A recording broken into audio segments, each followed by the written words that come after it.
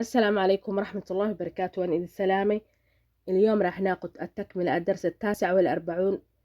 maanta waxaan qaadanaynaa dhamaystirkii cashirkii 49aad oo ahaa sheekadii ka dhexaysay Marwo Bride iyo ninkii hilibka gadaayay. Mrs. Bride, Sayida Bride, and a pound of -2 وواحد باوند من لحم مفروم. and a pound of -2 iyo hal pound oo hilib shiidan ayay leedahay ay ka dalbanaysaa ninka qalaqalaayga butcher الجزار. Do you want a chicken Mrs. Bride question mark.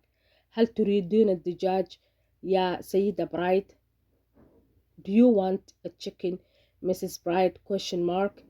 ما ربطا مروة برايدي واحد دوري أما واحد دقايقة ما ربطا علامة سؤال أيا سارا. They are وحو الراعنايا ويقول كمان they are very nice طيبين جدا. They are very nice wuxuu sii dhahay aad ayay u fiican tahay. wuxuu ka hadlayaa maxaa waaye addujaaj ama doorada ama digaaga ka hadlaya. They are very nice aad iyo aad ayay u fiican tahay doorada aan hayo ka wada. and Mrs. Bride qaalat no thank you la shukran.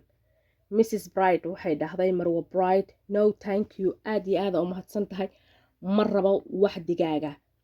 Mrs. Bride qaalat my husband likes steak. زوجي يحب البفتيك but he doesn't like chicken ولكن لا يحب الدجاج. Mrs. Bride waxay dhahday my husband ninkayga likes steak wuxuu jecel yahay bisteega ama af carabi bifteeg lagu dhahaa but he doesn't like chicken laakiin ma jeclo digaaga ama doorada. butcher الجزار أما نينك هيلب كجدايي أما نينك قلقلايق to tell you the truth أقول لك الحقيقة Mrs. Bride يا سيدة برايد I don't like chicken either وأنا أيضا لا أحب الدجاج.